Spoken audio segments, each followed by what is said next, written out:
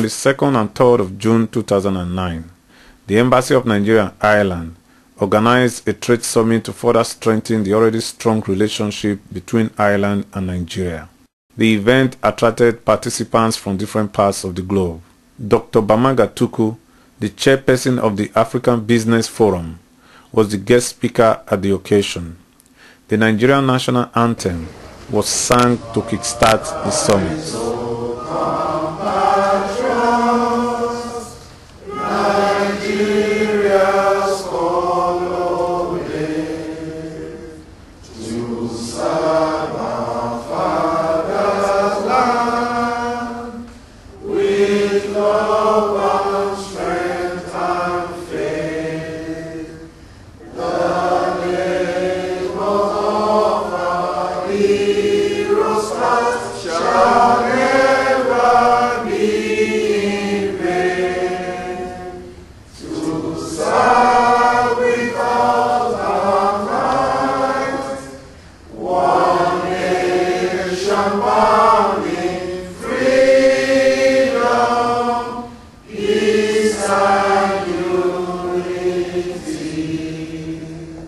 The Nigerian ambassador to Ireland, Dr. Chikwe, in her opening speech, claimed that her ambition is to create a well-structured and strong business partnership with the Irish people. Business relationships have hitherto existed, but not in a structured form.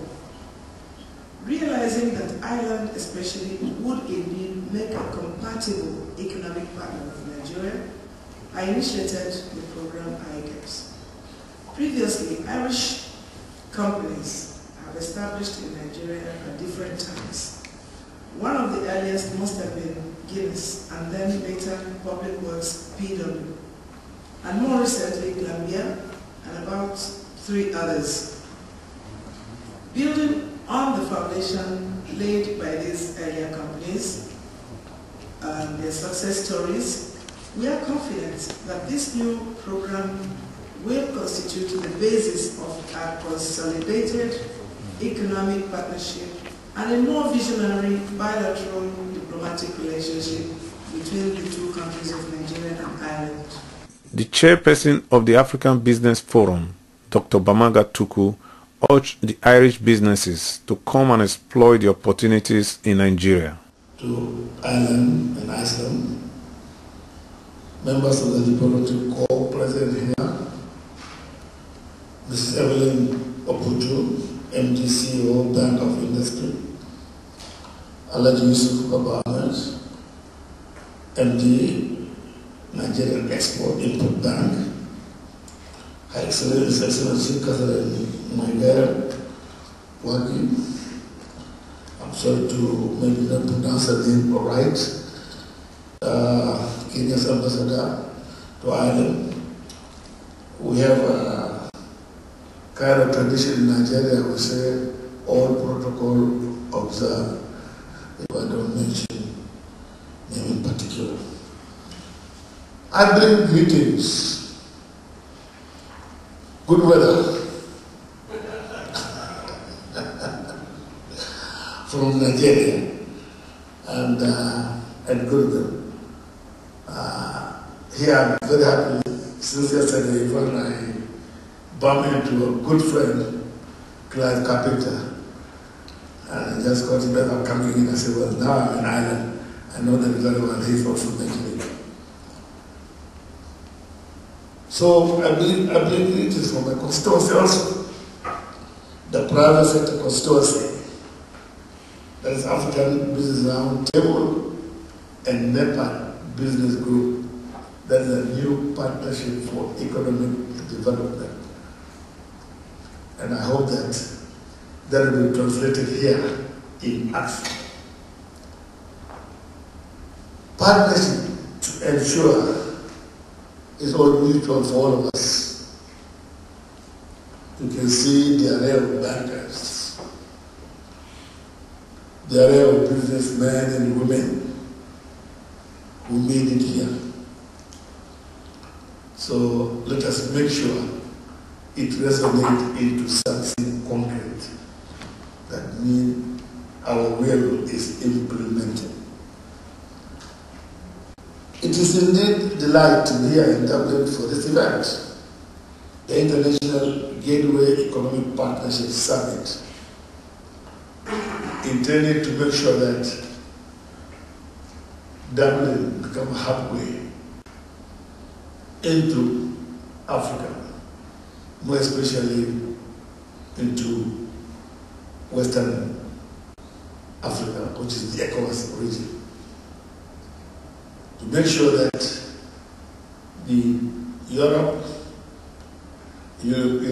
Union and Africa now come together in terms of business. I'm privileged to address also this distinguished audience.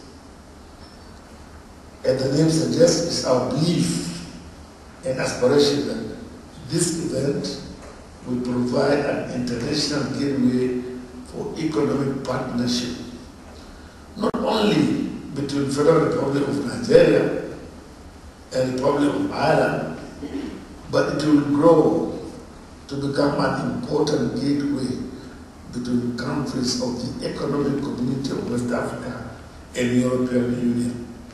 And for the matter of emphasis, so that we can now have our own structure correctly designed.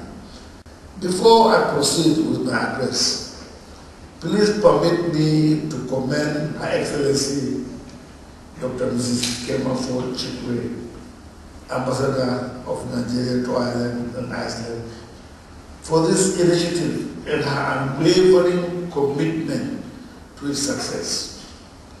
We are indeed glad by this thrust of economic diplomacy, which we hope other African diplomats will emulate. Just recently, she facilitated the visit of Irish trade and investment delegation to Nigeria. And now, less than 2 months after that visit, she has worked tirelessly to ensure a Nigerian trade investment mission comprised of top government functionaries, bankers, entrepreneurs visit Ireland. This is no mean feat, and we of the private sector and business are appreciative. And this has enhanced both contact and access, which are prerequisite to building enduring business relationship. She deserves our commendation.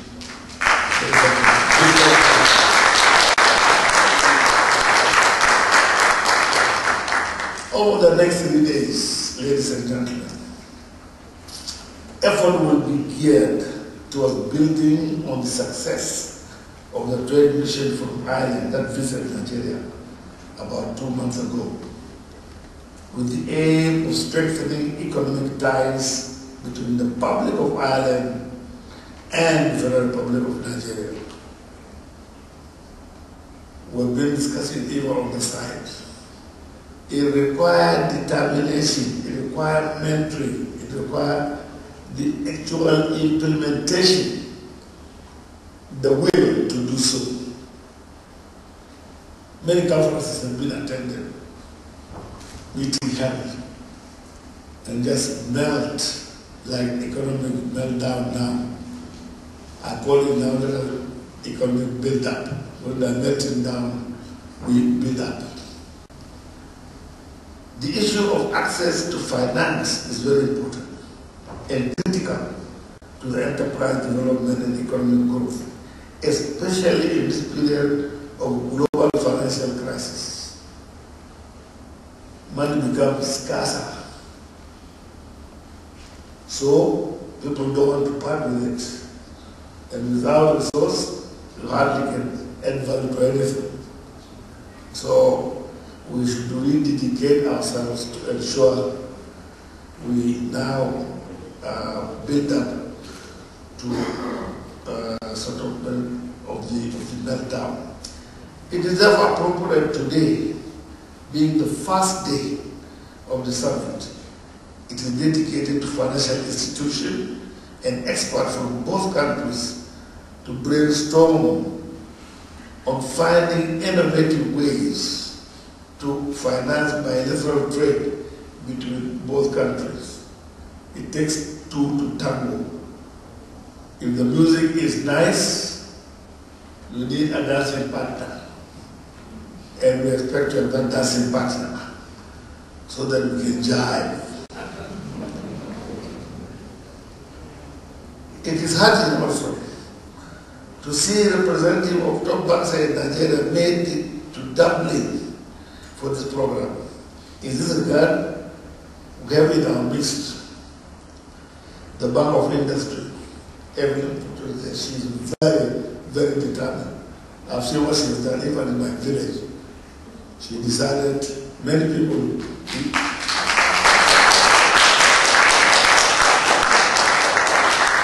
we used to call where I came from, in Yola, outer Mongolia.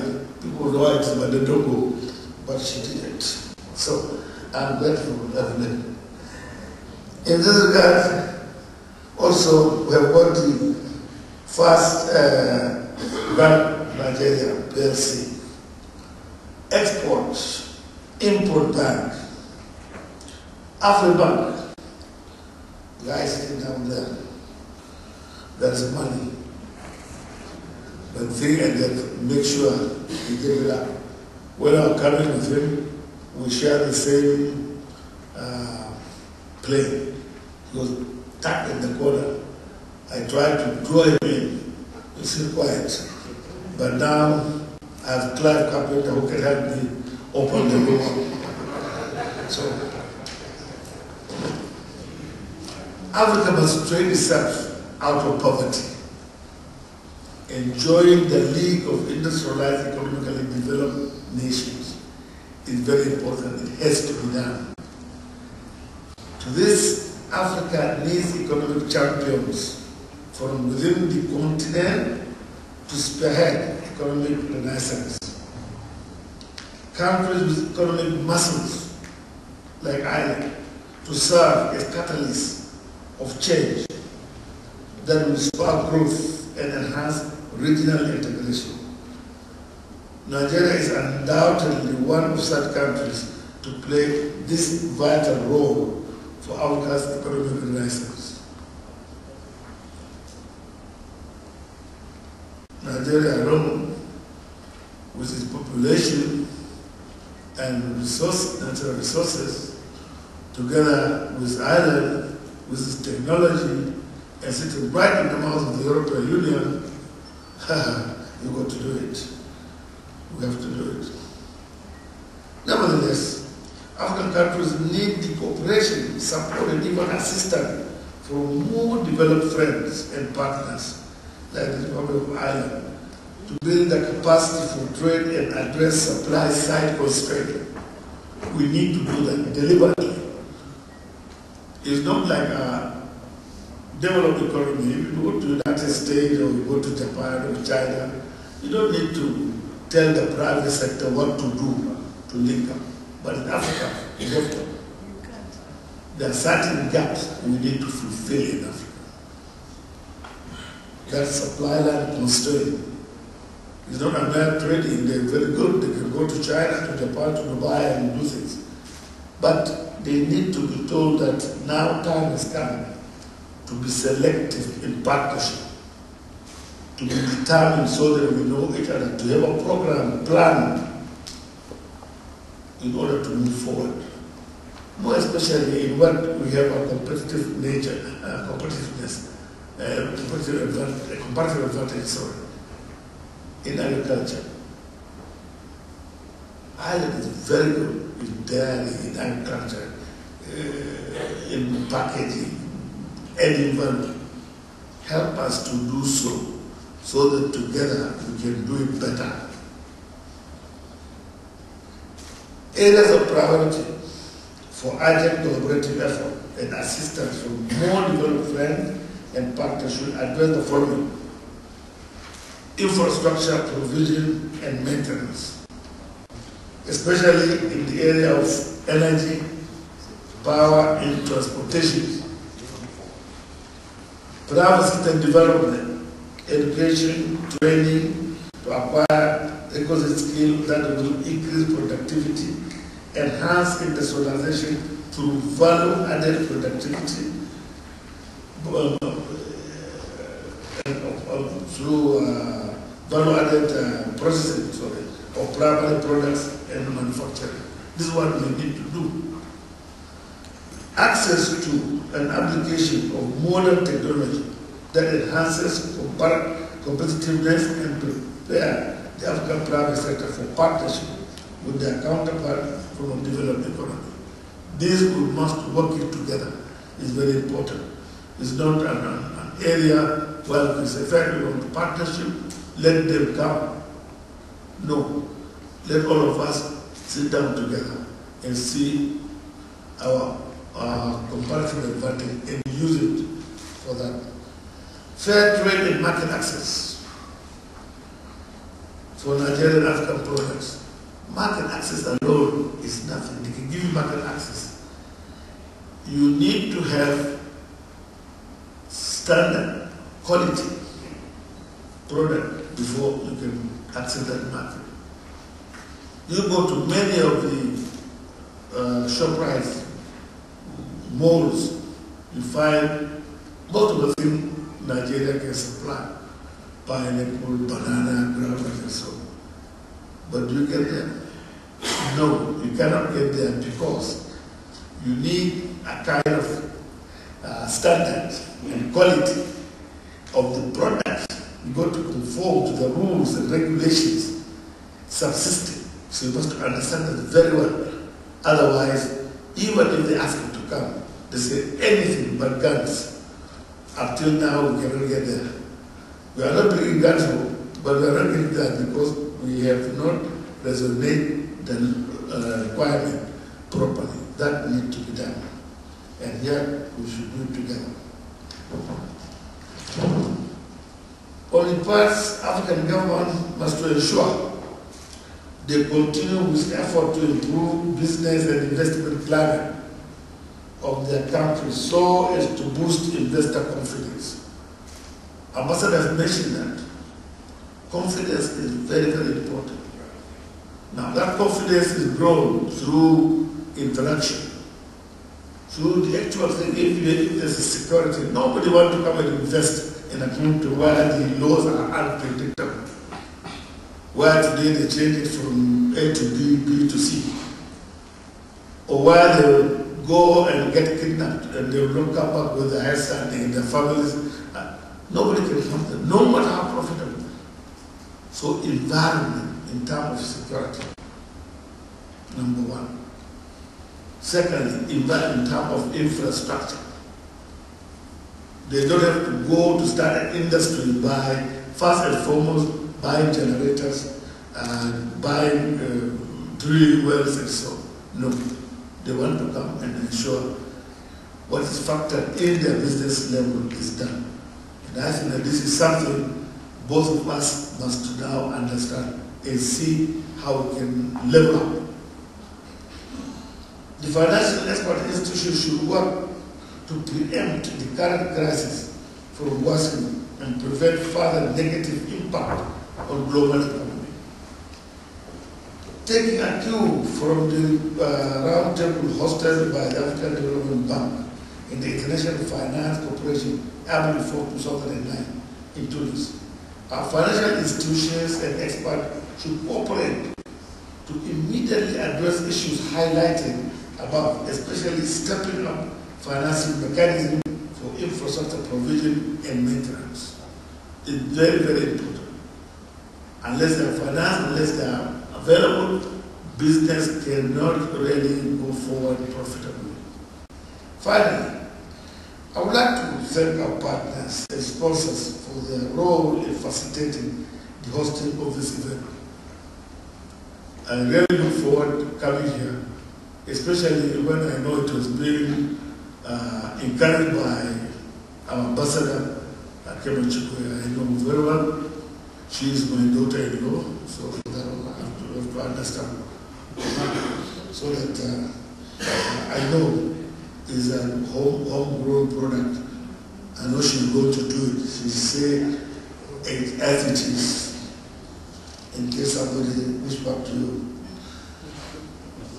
Mention of the also commendation was to be made of the strategic role played by Bank of Industry and mentioned to her, under the leadership of Emilio Puto, who brought awareness of the importance of this event to the Nigerian public, in particular through media advert in leading newspapers. I always watch it. I watch television, I can, I do newspapers. When I see her being persistent, I say, there's something wrong here. Also worthy of commendation is support provided by the First Bank of Nigeria and also the Afribank. We are truly first and we are truly Afribank. The Tinapa Resort Calabar. Nigeria has also been outstanding with their support, and we really appreciate it. Maybe people don't know Tinapa. There's a lot of investment done in Calabar area for tourism. All work and no play, make Jack and Dalgo. I want to see all these islanders. When it's so cold there, I will give you some warm down there. Don't hesitate to come. Tinapa is there for you. To the organizers, namely the Embassy of Nigeria in Ireland, the African Round Table members here who did this tremendously and putting it together. I say thank you to all of you. I say also congratulations for the job well done. To our media partners, Dar Communication, African Independent Television, Ben TV, UK, and other journalists from equally outstanding media organizations. Please know that your job has just begun. It's a job of awareness. Continue talking, continue showing, continue showcasing until people understand and accept. We look forward to an exciting and result-oriented summit, gentlemen, ladies and gentlemen, which will truly provide economic gateway for our two countries. Thank you for your patience and thank you for listening.